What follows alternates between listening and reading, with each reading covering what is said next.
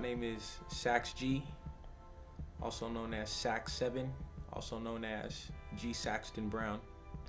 And I'm a music producer, a beat maker. I'm just an artist, trying to be as well-rounded as possible, creating it in as many dimensions as I possibly can. I remember a time when I couldn't even get the homies to record the verse. It was like a struggle to A, get to the studio, and B, to actually pin down time to record. But within that struggle emerged a few songs that I'm very proud of. They sound very amateur and dusty, but those songs found their way into Ninth Wonder's playlist. I was able to sit in there during a studio session with Ninth Wonder and some of the members of his crew, and now I have a working relationship with people on his label regardless. But it was really cool to be acknowledged by him without, just by happenstance, and it all came from those hard times. So that always keeps me motivated to do more.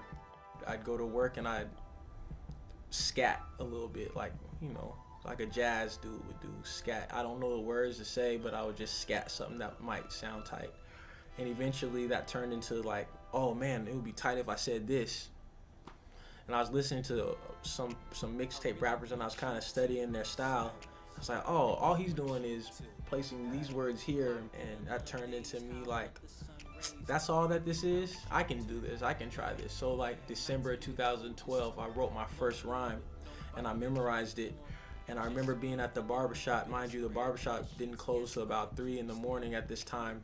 I'd go down to the barbershop, and there's one time in particular, Coop was playing beats, and a bunch of the local street cats and some of the older wise dudes was in there.